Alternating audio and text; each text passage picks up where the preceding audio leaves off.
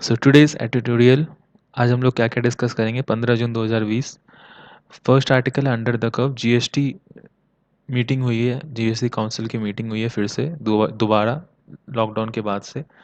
तो उसके ऊपर हम लोग चर्चा करेंगे कि उसके अंदर क्या क्या डिसीजंस हुए हैं। Second, no longer special on India Nepal ties. आपको पता होगा, आपने न्यूज़ में देखा होगा, कल नेपाल की जो लोअर हाउस है उसने वहाँ का जो अमेंडमेंट था उसके मैप का, वो उसने पास कर दिया है। तो उसके ऊपर आज फिर से आर्टिकल है, एक बार हम लोग देखेंगे। The need for an anti discrimination law. India में अभी जैसे वर्ल्ड में वाइट ब्लैक चल रहा है, वैसे ही इंडिया के अंदर भी, जैसे हमने पिछले बार डिस्कस किया था कि बहुत सारे रीजन्स में हम लोग बटे हुए हैं, और बहुत सारे उसके अंदर फेथ्स और सबके अंदर अंदर कम्युनिटीज़ की बहुत सारी बातें होती हैं। तो उसके ऊपर हमारे पास लॉ भी है, आर्टिकल 15(2), उसके बारे में भी हम चर्चा करेंगे। उसके अंदर काफ़ी अच्छा आर्टिकल है, डिस्कस करेंगे।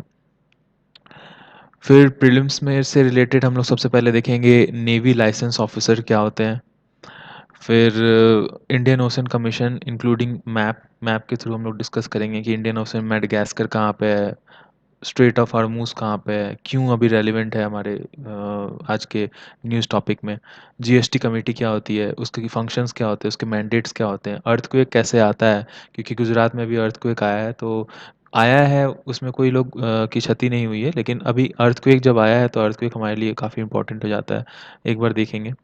मालाबार ग्लाइडिंग फ्रॉग क्या है वो भी देखेंगे। सारा कुछ डायग्राम के थ्रू देखेंगे ताकि बिल्कुल प्रॉपर पिक्चर वाला आपको याद हो जाए। तो स्टार्ट करते हैं। फर्स्ट आर्टिकल है no longer special on India Nepal ties. India Nepal जो है अभी बहुत ही ख़राब सेटबैक्स में जाते जा रहा है। टाइम दिन प्रतिदिन और भी ज़्यादा हमारे जो रिलेशनशिप वो ख़राब ही होते जा रहे हैं। एक्चुअली उन्होंने एक रेटिफाई कर दिया अपने मैप को, मैप उन्होंने फिर से रीडिफाइन कर दिया है। जो पूरा जो मुद्दा था वो काला पानी जो नदी है उसके दौरान था।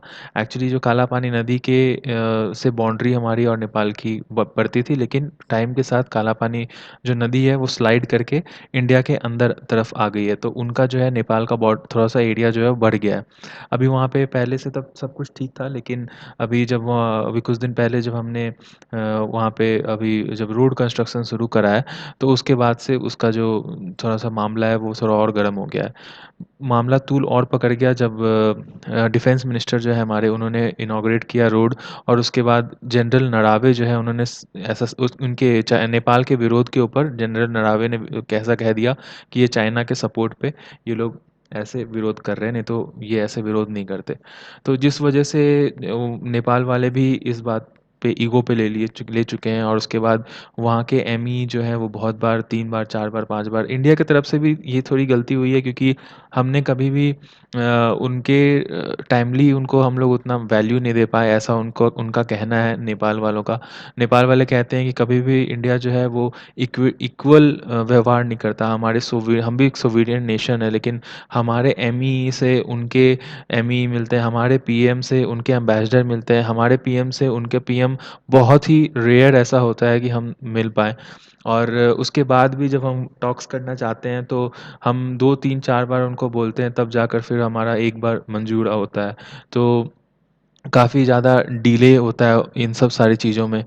जो एमई है हमारा इंडिया का, उन्होंने ऐसा कहा कि काला पानी के ऊपर हम बात करेंगे, लेकिन पैंडेमिक के बाद बात करेंगे, ऐसा नेपाल का कहना है। तो ओली गवर्नमेंट जो है इस चीज़ को वीडियो कॉन्फ्रेंसिंग के थ्रू निपटाना चाहती थी, क्योंकि अभी कुछ दिन पहले आपको पता होगा 4 5 तारीख के दौरान इसी महीने ऑस्ट्रेलिया के जो प्राइम मिनिस्टर है उनसे हमारे नरेंद्र मोदी साहब का वार्तालाप हुआ था वीडियो कॉन्फ्रेंसिंग में। तो वो ये चाह रहे थे कि वीडियो कॉन्फ्रेंसिंग के ही थ्रू, हमारा बायलैटरल मीटिंग के थ्रू हमारा ये काम हो पाए।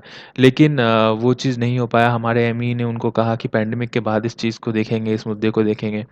लेकिन अभी फ़िलहाल जब हमारा इंडिया चाइना बॉर्डर के ऊपर जब अभी चल रहा है वहाँ पे विवाद, तो उसी बीच इन्होंने इस चीज़ का फ़ायदा, ये टाइम का फ़ायदा उठाकर उन्होंने वहाँ पे अपना अमेंडमेंट डाल दिया। अब जब अमेंडमेंट उन्होंने कर लिया है, तब ये चीज़ तो रिगार्डलेस हो गया कि किसकी गलती थी और किसकी गलती नहीं थी। अब तो उन्होंने जितना स्पीड से वो अमेंडमेंट करके हटाया है, क्योंकि हम लोग भी उधर बिज़ी हैं 2 3 4 फ्रंट पे। तो यहाँ पे भी अगर नेपाल के पास साइड में भी अगर हम लोग यहाँ पे 1 2 फ्रंट पे अगर लग जाएँ, तो फिर हमारे लिए एक सिक्योरिटी काफ़ी ज़्यादा डिज़ास्टर हो जाएगा, क्योंकि सारे आर्मी को आप बॉर्डर पे नहीं लगा सकते। आपके पास और और भी सारे फ्रंट्स हैं, जैसे कि अभी आपको नागालैंड तरफ में भी आर्मी रखना होता है, वहाँ भी आसपा और ये सब सारा कुछ लगा होता है। फिर आपको जम्मू कश्मीर में भी रखना अनिवार्य ही है, पंजाब साइड बॉर्डर है, राजस्थान साइड बॉर्डर है, तो आपके पास सिक्योरिटी क्राइसिस बहुत ज़्यादा बढ़ जाती है। तो जिस वजह से हम नहीं चाह रहे हैं कि ये सारा कुछ सीन हो, और वो इस चीज़ का फ़ायदा जो है नेपाल की गवर्नमेंट उठा रही है। लेकिन इन सब में सिर्फ़ और सिर्फ़ मिस्टर ओली जो उनके प्राइम मिनिस्टर, उनकी ही गलती नहीं है, क्योंकि यूनिनैनिमसली जो है बिना विरोध के उनके वहाँ से जो हाउस है उनका, लोअर हाउस, वहाँ से वो चीज़ पास हो चुका है उनका मैप। तो इस वजह से मतलब ये देखिए कि वहाँ के जितने लोग हैं वो सभी इस चीज़ का समर्थन कर रहे हैं। ऐसा पहले भी एक आर्टिकल आया था जिसमें ऐसा कहा गया था कि उसके जो ओली है उसके अंदर उनके कार्यकाल में 2 साल तक उनको कोई हटा नहीं सकता था इलेक्शन के बाद, लेकिन अभी 2 साल खत्म हो गई है तो उनके पार्टी के अंदर में भी उनके खिलाफ बहुत सारे विरोध हो रहा है।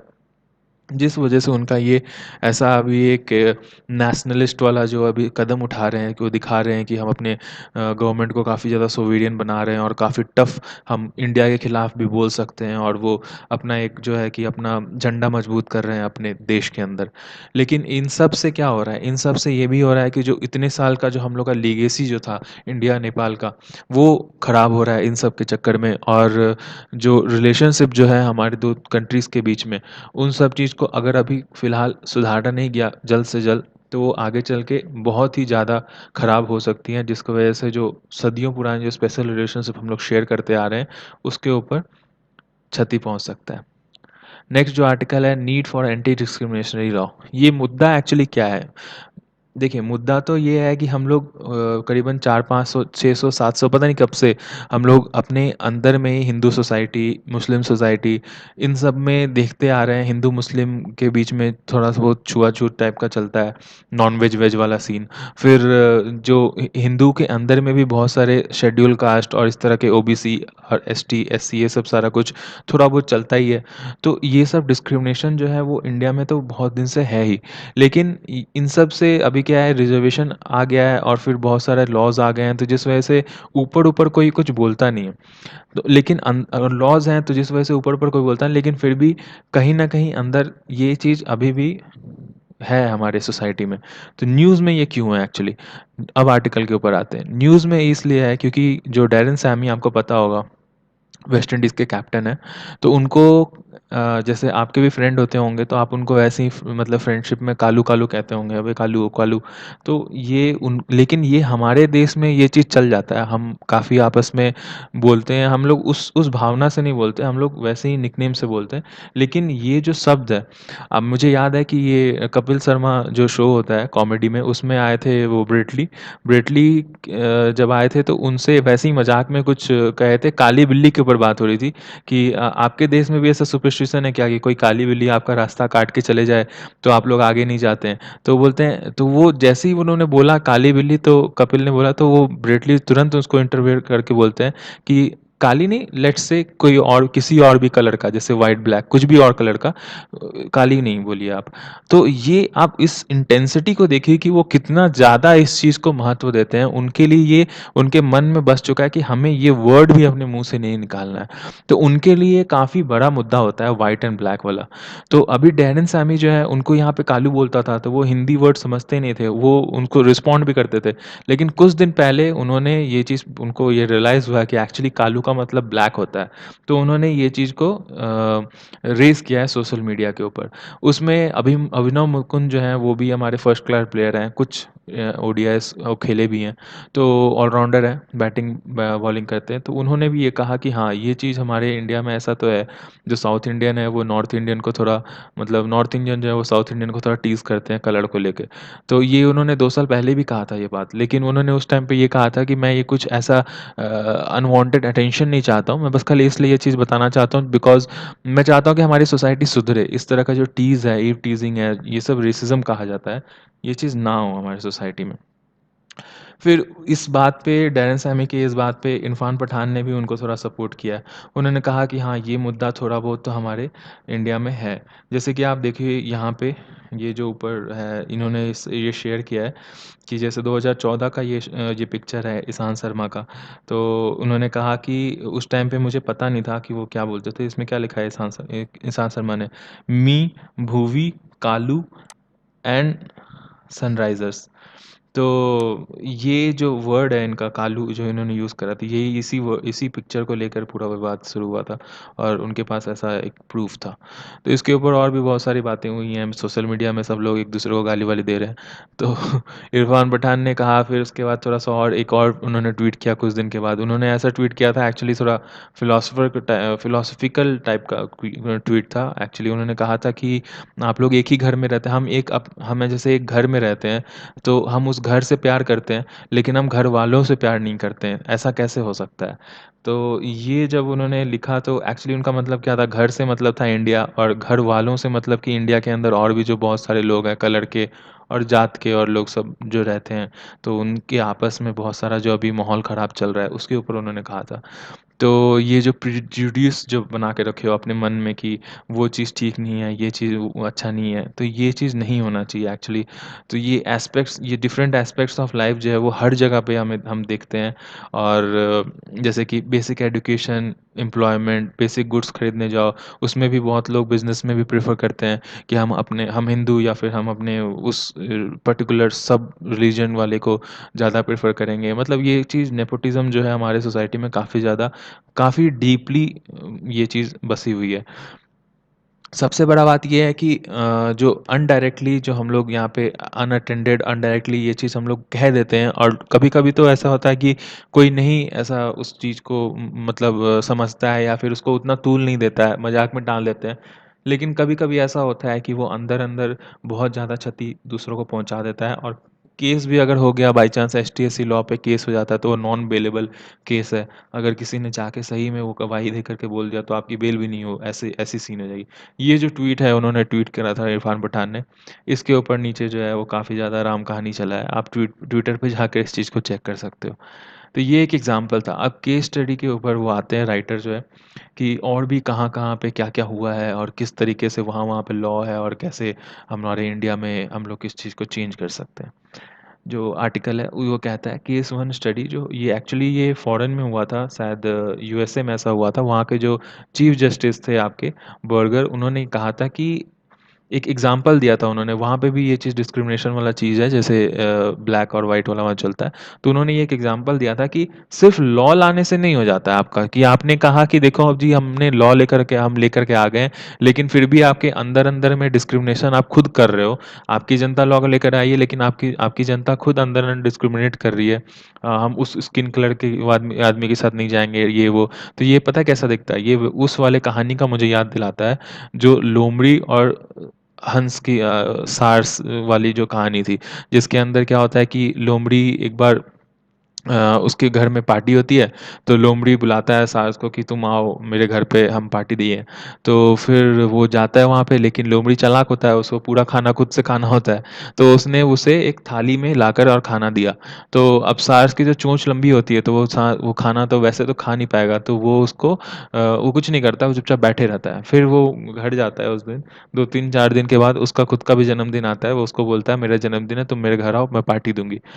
और वो जब पार्टी देने के लिए वो उसके घर पहुँचता है, तो वो वहाँ पे उसने सुराही में उसको खाना परोसा। तो वो सुराही जो है उसको एक्चुअली तो वो सुराही अब वो तो मुँह डाल के खा नहीं सकता है फॉक्स, लेकिन जो क्रेन जो है उसने अपना आराम से चोंच डाला उसके अंदर और वो पूरा खा गई। तो फॉक्स ने पूछा कि ऐसा तूने क्यों किया? तो उसने कहा कि ये जैसे को तैसा है, तुमने उस दिन ऐसा किया था तो मैंने आज ऐसा किया। तो ये एक्चुअली स्टोरी जो है वो क्या बताती है आपको? ये स्टोरी एक्चुअली ये बताती है कि ये फॉक्स उसको खाना तो दिया कि लो खाओ, लेकिन उसको भी पता था कि उसका ऐसा मुँह का बनावट है कि वो प्लेट से तो खा नहीं सकती है।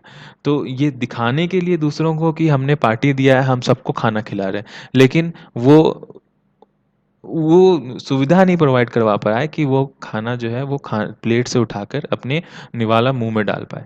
तो ये जो बाहरी आडंबर है वही हमारे कॉन्स्टिट्यूशन और ये लॉ मेकिंग के साथ भी होता है। जब तक आप खुद से अपने सोसाइटी के अंदर ये भावना नहीं पैदा कर पा रहे हो as a regime, as a society, तब तक आप नहीं बोल सकते हो कि सिर्फ़ हमने भाई लॉ बना दिया, हमने आर्टिकल डाल दिया है और हमारी छुट्टी हो गई।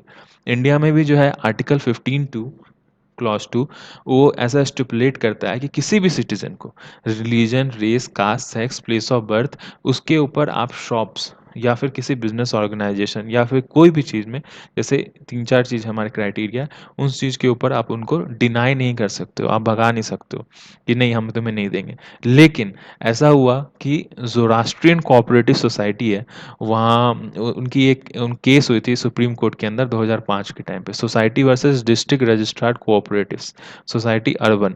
तो इन बीच के में ये हुआ था कि एक्चुअली वहाँ पे कोई पारसी हाउसिंग सोसाइटी है, तो वहाँ पे कोई रहने के लिए आया था बाहर से। लेकिन उन्होंने मना कर दिया कि हम इन्हें सोसाइटी में अलाउ नहीं करेंगे, क्योंकि हम यहाँ पे एक पर्टिकुलर धर्म के लोग को ही रखते हैं, हमारा ये एक सोसाइटी है, हम माइनॉरिटी सोसाइटी है। तो उन्होंने कहा कि ये तो हमारे आर्टिकल 15(2) के खिलाफ है, तो हम तो केस करेंगे। लेकिन जब केस का जो एक्चुअली जब रिजल्ट आया, तो वो सुप्रीम कोर्ट ने पारसी सोसाइटी के हित में ही वो केस पास किया, और उन्होंने कहा कि ये एक पर्टिकुलर धर्म का मामला है, और इसके ऊपर जो है हम ज़्यादा टिप्पणी नहीं करेंगे, और हम चाहते हैं कि पारसी के ही हक में आए, क्योंकि वो माइनॉरिटी सोसाइटी है। तो ये तो एक्चुअली ये 2 तरह का बात हो गया ना, कि आपने तो पहले कहा कि आप 15(2) हम फॉलो करेंगे, लेकिन फिर ये धर्म वाली बात पे आपने उस जगह को अवेल नहीं करने दिया, उस लोग को वहाँ पे रहने नहीं दिया। तो फाउंडर हमारे क्या चाहते हैं? जो हमारे बी आर अम्बेडकर और जो कॉन्स्टिट्यूशनल असेंबली थी, उन्होंने क्या ऐसा कहा था? वो यही कहते थे कि इस तरह का किसी भी इकोनॉमिकल एक्टिविटी, शॉप जो है, वो राइटर कहते हैं कि जो इस आर्टिकल में शॉप जो वर्ड है, उसका बहुत बड़ा मीनिंग है, बहुत वाइड मीनिंग है। किसी भी इकोनॉमिकल पर्पस के लिए अगर आप किसी बिल्डिंग को आप यूज़ कर रहे हो, चाहे वो घर रेंट पे दे रहे हो, या फिर किसी शॉप शॉप का है, कोई बिज़नेस या फिर कोई लैंड लीज़ पे दे रहे हो, आप किसी भी टर्म में आप फेथ और की कोई एक पर्टिकुलर रिलीजन को मुद्दा बनाकर और डिस्क्रिमिनेशन नहीं कर सकते। ये उनका कहना था। तो अब जैसे किसी भी कस्टमर को अगर कोई सामने वाला मतलब रिफ्यूज़ कर देता है, तो ये तो सरासर गारंटी होगी ना कि आपको इक्वालिटी नहीं मिल रही है, सिर्फ़ और सिर्फ़ इसलिए क्योंकि आप जन्म किसी और फ़ेथ में किए हो। तो ये सिर्फ़ इंडिया में एक ऐसी इतनी विचित्र जो डेमोक्रेसी है इंडिया में, वहीं ऐसा कुछ हो सकता है। एक्चुअली साउथ अफ्रीका में ऐसा नहीं होता है। वो भी डेमोक्रेसी है, वहाँ पे भी ऐसा लॉज़ आया है, जब जिसमें कि कलर और ये सारा कुछ का डिस्क्रिमिनेशन को रोकने के लिए बहुत सारे राइट्स लाए गए हैं, कॉन्स्टिट्यूशनल राइट्स लाए गए हैं। लेकिन वहाँ के जो कॉन्स्टिट्यूशनल राइट्स हैं, वो सिर्फ़ राइट्स ही नहीं हैं, उनके बाद उनको एक proper legislative comprehensive legislative support भी दिया गया है, कि अगर आप ये सब राइट फ़ॉलो करोगे, तो ये सब कॉन्सिक्वेंसेज़ है, ये सब लॉज़ जो हैं आपको सपोर्ट करेंगी। और सिर्फ़ गवर्नमेंट ही नहीं सपोर्ट करती है साउथ अफ्रीकन कॉन्स्टिट्यूशनल राइट्स को। वहाँ के बहुत सारे ऐसे प्राइवेट संस्था हैं, बहुत सारे ऐसे लोग हैं आपस में, इंडिविजुअल्स भी बहुत सारे जो हैं कि वो खड़ा होते हैं, इस तरह के लॉज़ को सेफगार्ड करने के लिए। तो एक प्रॉपर मैकेनिज़्म है कि किसी भी तरीके से वहाँ के जो इक्वालिटी वाले जो लॉज़ हैं, उनको कोई हिंडर नहीं कर सकता, कोई कोई उसको हिला नहीं सकता है उस चीज़ को, और डिस्क्रिमिनेशन नहीं हो सकता। इंडिया में क्या एफर्ट्स होते हैं, क्या अटेम्प्ट्स बन चुके हैं। कुछ दिन पहले मिस्टर शशि थरूर ने प्राइवेट बिल पास करना चाहा था, वो ड्राफ्ट कर के लेकर आए थे 2017 में पार्लियामेंट में। फिर उसके बाद कुछ दिन बाद जो है centre for law and policy research drafted एक और ड्राफ्ट करके लेके आए, release an equality bill last year 2019 में। तो आप देखिए किस तरीके से ये सब जो अटेम्प्ट्स हैं, वो भी अटेम्प्ट्स हो सकते हैं आपके लिबर्टी के खिलाफ। आपके पास जितने भी लॉज़ हैं अवेलेबल कॉन्स्टिट्यूशन में, उनको अमेंडमेंट के लिए भी लोग लॉज़ लेकर के, ड्राफ्ट लेकर के आ सकते हैं। तो आपका लॉ उतना भी ज़्यादा स्ट्रॉन्ग नहीं है लिबर्टी का, कि आप उसको हिला नहीं सकते। बस खाली एक ज़रूरत है किसी सरकारी आदमी को ड्राफ्ट लेकर के आने का, और वहाँ पे व्हिप व्हिप कुछ लगाकर और वो उसको पालन करवा सकते हैं। तो अल्टीमेटली ये क्या कहते हैं, रूल ऑफ लॉ जो है, ये हमको समझना पड़ेगा कि सिर्फ रूल ऑफ लॉ लाने से ये चीज़ नहीं हो जाता है कि आप डिस्क्रिमिनेशन जो है वो बिल्कुल ही ख़त्म कर दिए अपने सोसाइटी में। कहीं न कहीं ये चीज़ अभी भी अंदर है, कहीं न कहीं ये अंदर लोग जो पावरफुल लोग हैं, उनके मन में भी ये चीज़ है कि बहुत ज़्यादा फँस जाएँगे तो क्या पता हम यहाँ पे आर्टिकल भी तो चेंज करवा ही सकते हैं ना, उसको कोई ना कोई तो प्रावधान है ही। तो ये सब जो मेंटालिटी है, इनको हमें सुधारने की बहुत ज़्यादा ज़रूरी है और हम ये इल्यूज़न में ना रहें कि ये अपने आप ही रिज़ॉल्व हो जाएँगे टाइम के साथ, मैज़िकली वही चीज़ हो जाएगा जो बी आर अम्बेडकर जी इन्विज़न करके उस टाइम पे गए थे। ऐसा कुछ होने वाला नहीं है, ऐसा सोसाइटी का अरेंजमेंट करना पड़ेगा ताकि इस तरह का जो जो छुआ-छूत और ये सारा कुछ डिस्क्रिमिनेशन जो है वो धीरे-धीरे करके और ख़त्म होना शुरू हो। उसके लिए कुछ करना पड़ेगा, वो टाइम के साथ, जनरेशन के साथ अपने आप नहीं ख़त्म होगा। और ये राइटर कहते हैं कि कोविड-19 पोस्ट कोविड-19 जो हमारा सोसाइटी आने वाला है, बहुत बिल्कुल ही सब ऐसा कहते हैं कि बिल्कुल ही वो अलग सोसाइटी आएगा निकल कर, हम बहुत सारा चीज़ पे ध्यान देंगे और इतना इतना सब कुछ यूज़्ड टू पहले की तरह नहीं रहेगा। तो वो कहते हैं कि ये बहुत अच्छा मौका है जिसमें एक एक प्रॉपर जो हम लोग सुव्यवस्थित जो सोसाइटी चाहते हैं, जो डीप रूटेड जो हमारे यहाँ पे कल्चर है डिस्क्रिमिनेशन का, उसको किस तरीके से हम ख़त्म करके और आगे एक नए वर्थ लिविंग सोसाइटी की तरफ बढ़ सके। नेक्स्ट जो आर्टिकल है वो जीएसटी के ऊपर है।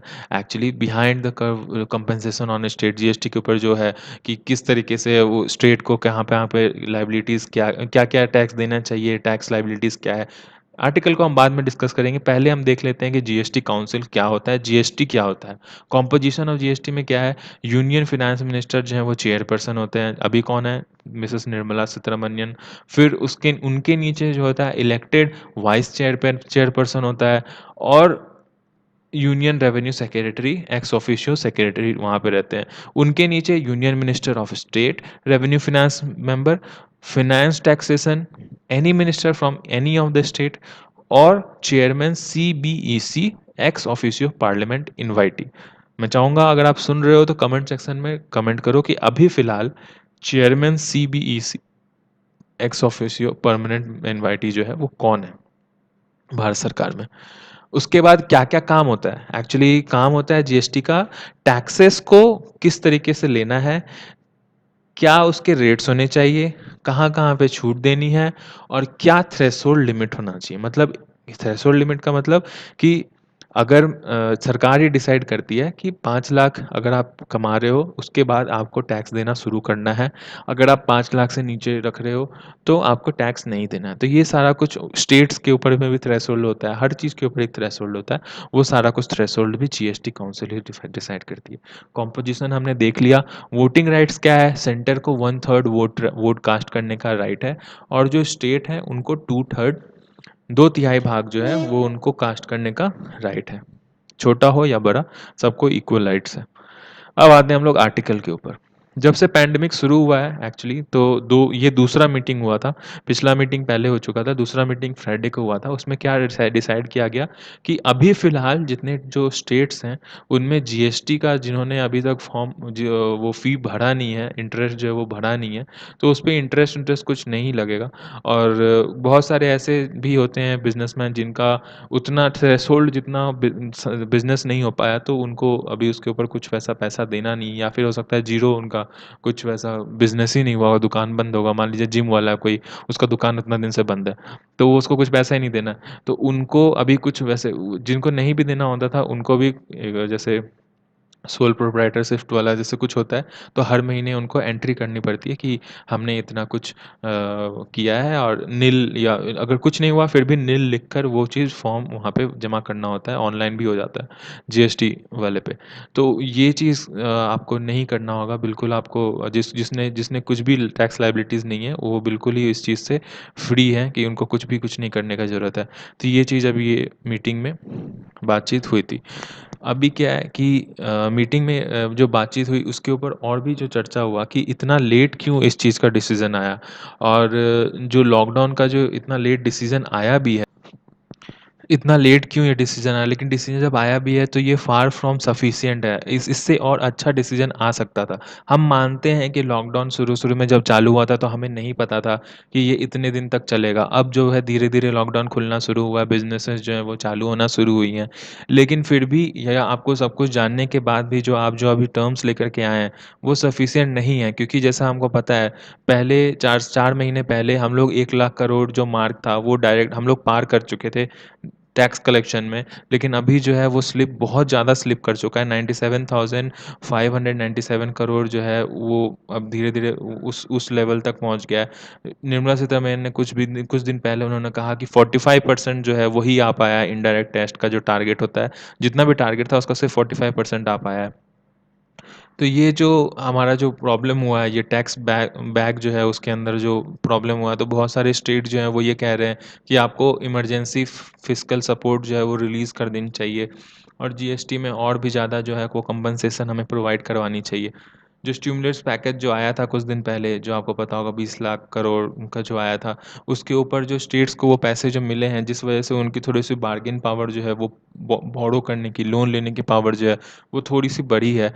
क्योंकि सारे जो स्टेट हैं वो बहुत ज़्यादा व्यस्त हैं पैंडेमिक से लड़ने के इस स्थिति में और उनको ऐसा कहा जा रहा है कि सेंटर स्टेट जो कंडीशन है वो और जा आगे चल के थोड़ी-सी ख़राब हो सकती है जीएसटी काउंसिल को लेकर, क्योंकि हर एक स्टेट चाह रहा है कि उसको थोड़ा थोड़ा बहुत कुछ ना कुछ उसको थोड़ा लिवरेज मिले, क्योंकि पैंडेमिक जो है हर एक स्टेट के पॉपुलेशन के अनुसार, हर एक स्टेट के जैसे मेट्रो सिटीज़ जो हैं, दिल्ली है, मुंबई है, चेन्नई है, तो इस तरह के सिटीज़ में थोड़ा ज़्यादा पैंडेमिक है, उनको थोड़ा ज़्यादा लड़ना पड़ रहा है, वहाँ पे थोड़ी रेवेन्यू ज़्यादा खर्च हो रही है। लेकिन जो छोटे स्टेट हैं, जैसे झारखंड हो गया, छत्तीसगढ़ हो गया, तो इनमें बहुत कम संक्रमण हुआ है, तो जिस वजह से इनकी जो खर्च है, वो बहुत कम हुई है। लेकिन दूसरी तरफ जो है कि दोनों ही जगह पे इंडस्ट्रीज़ तो बंद हुई ही थी, तो उनका वो जो रेवेन्यू जो प्रॉपर आता था, वो तो रुक ही गया है। तो ये जो 2 तरह के जो प्रॉब्लम है, इस वजह से काफ़ी ज़्यादा आगे चल के प्रॉब्लम हो सकती है। ऐसा भी बात हो रहा है कि ये लोन लेने की बात चल रही है कि स्टेट्स जो है वो चाहते हैं कि हम लोन ले लें। वो किसके ऊपर, जो हम लोग फ्यूचर जो जीएसटी सेस जो आने वाला हम लोग जो हमें जो मिलेगा वापस, वो सेस के ऊपर हम लोन ले लेंगे कि हमें वो सेस जो वापस मिलेगा, वो हम उससे हम लोन के पैसे चुका देंगे। अभी फ़िलहाल हम लोन लेकर अपना काम जो है निपटा लें।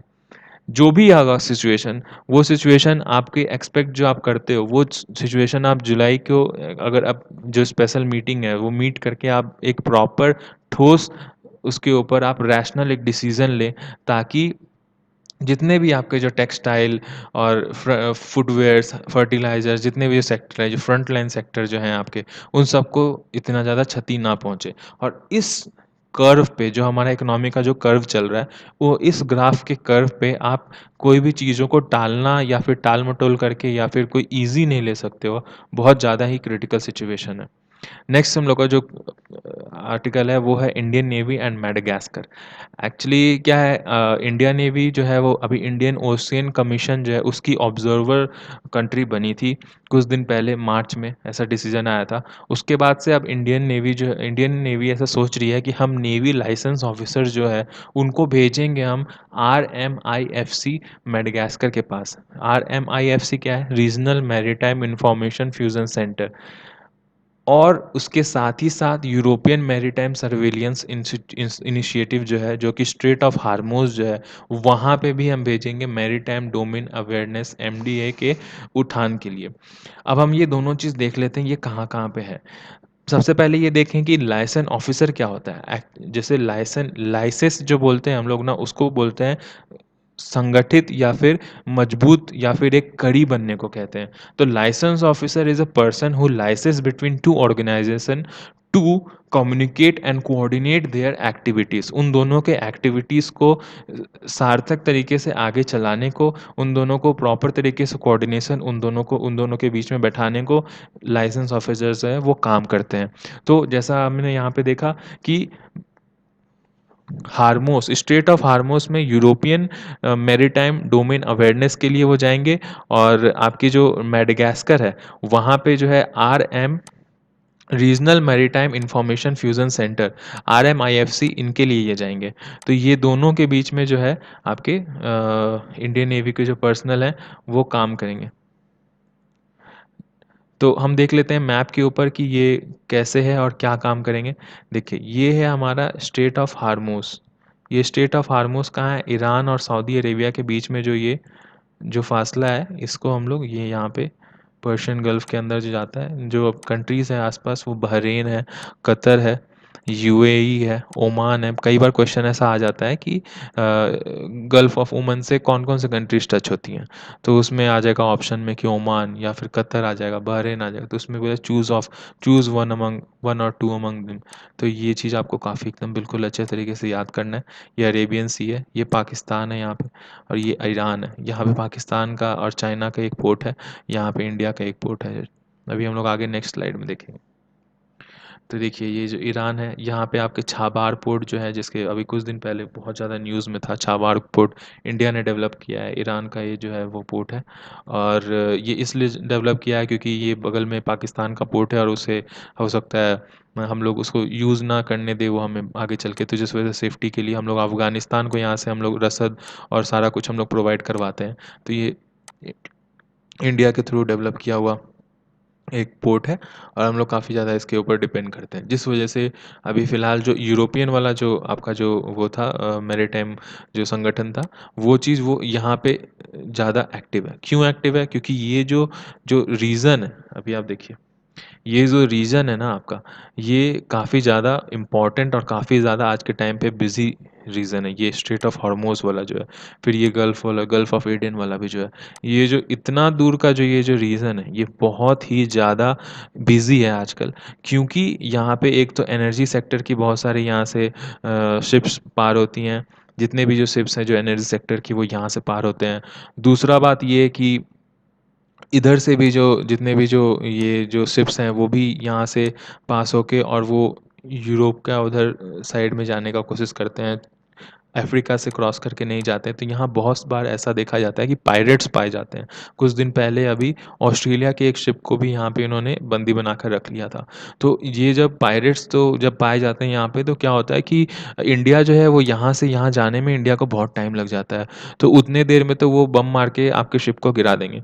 तो इतने इसलिए वजह से यहाँ जो हमारी अगर कोई शिप अगर फँस जाती है, फिर किसी और देश की फँस जाती है, तो ये बगल में जो मेडागास्कर है, इससे हम लोग हेल्प जो है वो ले सकते हैं। और वो हमारा जो कोऑपरेशन के थ्रू जो है वो हमारी शिप और उनकी शिप, वो दोनों की हेल्प हो जाती है। तो जिस वजह से जो है कि ये काफ़ी ज़्यादा ऐसे इस तरह के जो कोऑपरेशंस हैं और इस तरह के जो संस्थाएं हैं वो अभी बढ़ाते जा रहे हैं हम लोग टाइम के साथ। थोड़ा सा मैप के ऊपर भी हम लोग नज़र डाल लेते हैं कि कौन कौन से मैप, जैसे मालदीव्स जो है, यहाँ पे भी हमारे इंडिया के शिप जो है वो कंटिन्यूअसली यहाँ पे घूमता रहेगा। मतलब हमेशा मालदीव के इतने जो दूर है वहाँ पे हमेशा इंडियन का एक शिप हमेशा अवेलेबल रहता है। वे ऑफ बंगाल में दो शिप यहाँ पे हमेशा अवेलेबल रहेंगी। ये एक तो ये जो इस वाले यहाँ तक हमारा पल्क स्टेट तक हमारा ये कवर करता है। दूसरा जो है वो अंडमान निकोबार तक कवर करता है, हमारा म्यांमार के पास से होता हुआ।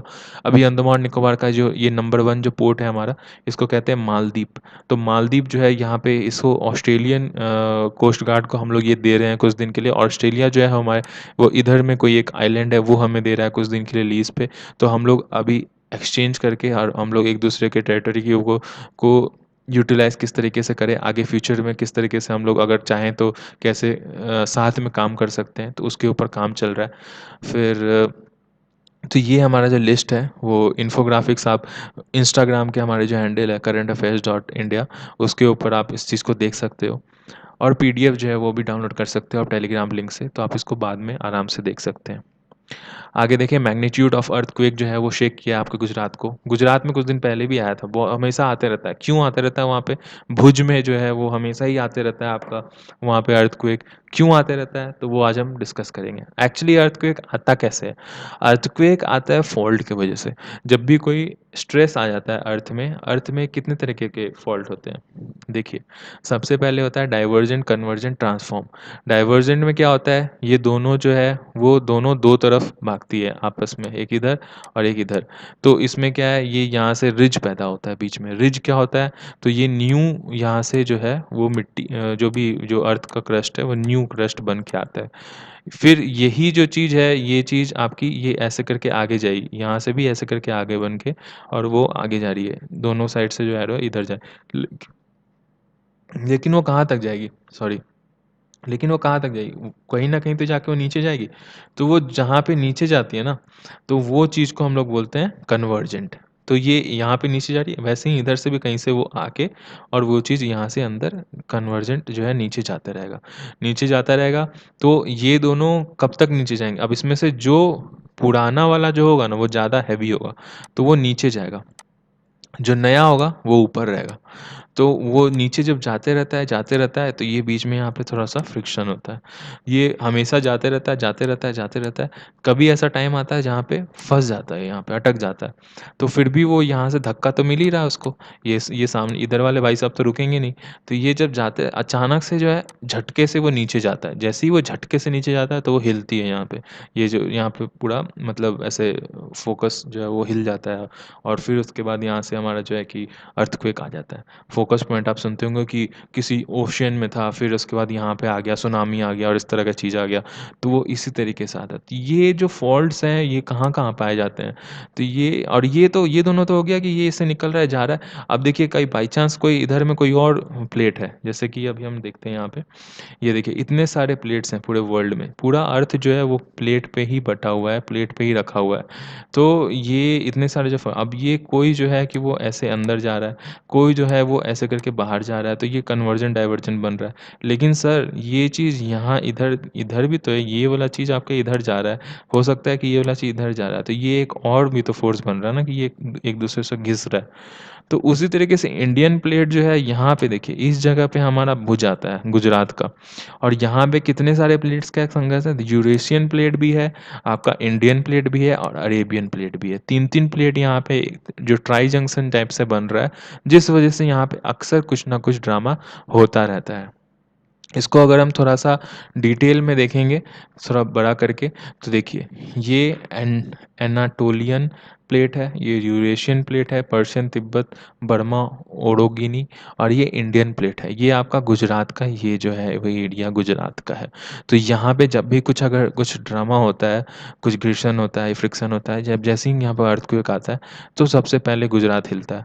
तो ये इस वजह से यहाँ पे इतना सारा जो है आगे चल के प्रॉब्लम आप पीडीएफ जो है वो डाउनलोड कर लीजिएगा नेक्स्ट आर्टिकल है हमारा एम्फीबियन फ्रॉग के ऊपर फन फैक्ट है काफ़ी इंटरेस्टिंग है मज़े लेके सुनिए ये जो है ये फ्रॉग जो है बहुत मतलब इसके जाति में सबसे बड़ा है इन द सेंस कि ये 10 से 12 मीटर तक उड़ मतलब कूद सकता है कैसे कूद सकता है कि और ये इसका कलर ऐसा है ना कि ये हमेशा मतलब ये हमेशा पेड़ पौधों में ही चिपका रहता है और ज़्यादातर ये वेट इलाका में रहता है और इसका जो कलर ऐसा है कैमोफ्लैग कलर है मतलब वो ईजिली पत्ती झाड़ी में छिप जाता है ऐसा है ये 10 से 12 मीटर तक कैसे इसको ग्लाइडिंग भी बोलते ग्लाइडिंग फ्रॉग भी बोलते हैं तो कैसे ये इतना 10 से 12 फीट उड़ जाता है क्योंकि इसके जो ये जो है ना ये पंजे जो है इसके हाथ के और पैर के वो इस तरीके से ऐसे फ्लैट हो जाते हैं तो ये स्पाइडरमैन की तरह बन जाता है और वो इस तरीके से ये उड़ भी सकता है मतलब ऐसा लगता है कि ये उड़ रहा है लेकिन ये ग्लाइड करता है हवा में तैर तैर के मतलब काफ़ी ऊंचा उड़ जाता है और फिर उसका हवा में तैर तैर के वहाँ से बहुत दूर दूर तक वो चला जाता है तो ये जो ग्लाइडिंग एबिलिटी जो है इसकी वो long skin between the fingers ये जो इसके फिंगर्स जो हैं वो जादू के टाइप से जो ये चिपके हुए हैं जिस वजह से इसको ग्लाइडिंग वाला जो है वो पावर मिल पाता है तो ये जो फ्रॉग है वो 10 सेंटीमीटर तक लंबा हो सकता है 10 सेंटीमीटर मतलब आपका जो आप देख सकते हो उसमें आपका स्केल जो है 10 सेंटीमीटर कितना होता है उसमें आप देख लो 10 सेंटीमीटर तक मूसी फ्रॉक्स जो है इसका जो जो एक जो वर्जन है इनका मूसी फ्रॉग्स में ये सबसे लंबा लार्जेस्ट माना जाता है जो मेल्स होते हैं वो थोड़े छोटे होते हैं फीमेल जो होती हैं वो थोड़ी और बड़ी होती हैं ये जितने भी हैं वो रहते हैं नेस्ट बना बना के रहते हैं और ज़्यादातर जो है जो फीमेल है वो जो जो हैच करती हैं जो टेडपोल्स तो वो कोशिश करती हैं कि वो किसी भी तालाब या फिर कोई कोई वेट इलाका जो है वेट जगह जो है उसके उससे झुका हुआ जो कोई अगर पेड़ पौधा है तो उसके टहनी पे उसके पत्तों पे ये उनको जन्म दे अपने अपने नवजात शिशुओं को ये इस हमेशा जो है कि ये ज़्यादातर मानसून में ही प्रजनन करते हैं और मतलब और इसलिए वो मानसून में ज़्यादा करते हैं क्योंकि काफ़ी ज़्यादा इनकी बॉडी जो है वो सॉफ्ट होती है और वो हार्श क्लाइमेट जो है वो बर्दाश्त नहीं कर पाते हैं ये बहुत ज़्यादा अभी लुप्त होने के मतलब ऐसा बहुत कम पाए जा रहे थे अभी जो राइटर हैं डॉक्टर कृष्णन जो हैं वो इनको दूसरी बार देखे हैं पिछली बार 2 साल पहले देखे थे अब ये दूसरी बार देखे हैं तो वो कह रहे हैं क्लाइमेट चेंज डेवलपमेंट एक्टिविटीज़ और टॉक्सिक केमिकल की वजह से और भी बहुत सारा जो हमारा लेक्स और ये सब जो गंदा होते जा रहा है जिस वजह से ये जो है आजकल दिखता नहीं है इस तरह का फ्रॉक्स तो आज के लिए इतना ही फ्रेंड्स अगर बढ़िया लगे तो लाइक कीजिए मस्त कल सुबह हम लोग आर्टिकल पढ़ेंगे एमसीक्यू, प्लीज़ उसको मिस मत कीजिएगा। एमसीक्यू जो है वो बहुत ही तगड़ा बना रहा हूँ मैं, वो आप देखिए ज़रूर। वो एमसीक्यू ऐसा है कि करंट अफेयर्स आपका कोई सा भी अगर छूट जाता है ना, वो एमसीक्यू डेली आपका वो कवर करवाएगा। अगर 5 करवा रहा हूँ क्वेश्चन, 7 करवा रहा हूँ, 10 करवा रहा हूँ, एक भी सवाल फालतू नहीं रहेगा। बिल्कुल ऐसे सवाल रहेंगे जो कि बिल्कुल श्योर शॉट है, 70-60% है कि वो आ सकता है। ऐसा तो 100% तो कोई भी गारंटी नहीं दे, लेकिन बहुत ज़्यादा चांसेस है कि वो आ सकता है। ऐसे-ऐसे क्वेश्चंस में करंट अफेयर्स सुबह वाले जो एमसीक्यू है उसमें एमसीक्यू क्यों डालता हूँ, क्योंकि एमसीक्यू अगर आप देखोगे ना, तो कोई भी क्वेश्चन अगर आपके मन में आता है, आपका मन थोड़ा सोचता है ना उस चीज़ के बारे में, तो आपको जल्दी चीज़ वो याद रहता है और लॉन्गर टाइम तक आपको याद है। सिवाय उसके कि अगर मैं सिर्फ़ थ्योरी सुना दूँगा आपको, मैं चाहूँगा तो सिर्फ़ थ्योरी भी सुना सकता हूँ, लेकिन मैं जानबूझ के क्वेश्चन बना के डालता हूँ, ताकि आपको ज़्यादा लंबे तरीके तक याद रहे वो चीज़। तो कल सुबह मिलते हैं 4 बजे। Thank you. Take care.